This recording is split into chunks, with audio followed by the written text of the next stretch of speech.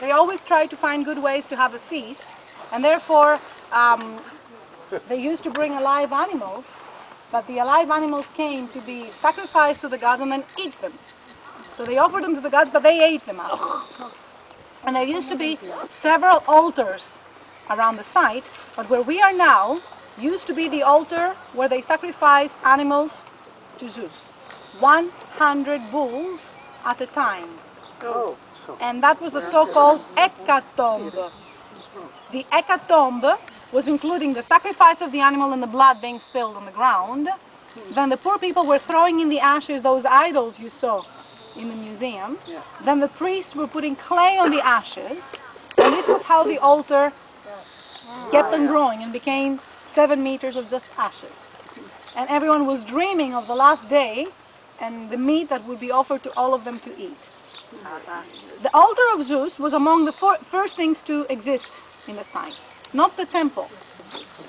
First they built the temple for Hera, 650 BC, much later the temple for Zeus, with dates since 470 BC,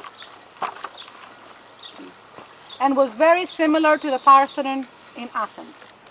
It had 6 by 13 columns, so 34 columns all around it, then the roof, and with the roof the temple was as tall as this pine tree, 18 meters, like a building with 6 floors. Right?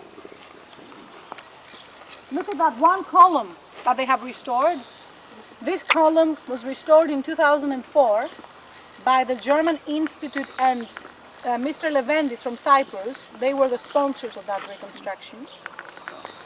It was a very expensive project because they had to take those very damaged drums, they had to clean them, and then they had to volume them up again. They had to put every drum in a mold where they casted powder of the same stone all around, and then after putting the pieces together, they carved from the top to the bottom the flutes that you see. It's a facelifting that makes the column look precisely like they did back then, but it's something the archaeologists hate because it looks new. 300,000 euro costed that one column.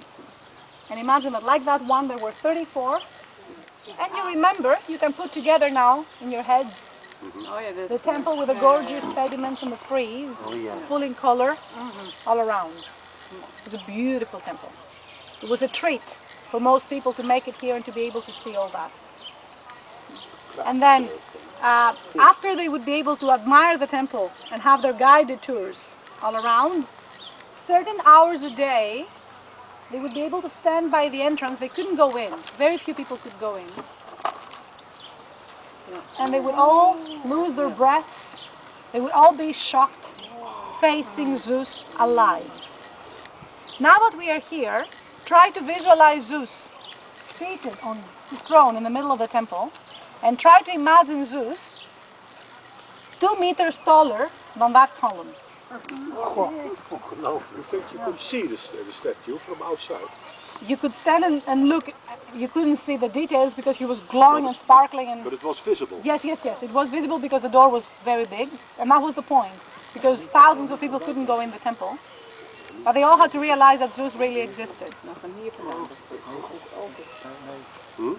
And you see in my picture the olive oil that was on the floor. That was reflecting the sun's light on the stage. Let's now proceed to the Temple of Hera to also show you where we light the Olympic torch, and then from there we're going to go to the stadium. Yes? Why was the Temple of Hera built earlier than the Temple of Zeus? Matriarchal society. Matriarchal society, yes. So first Hera and then Zeus. Something that it was probably Hera and Zeus, but still Hera was the main one honored. Yes. Yep.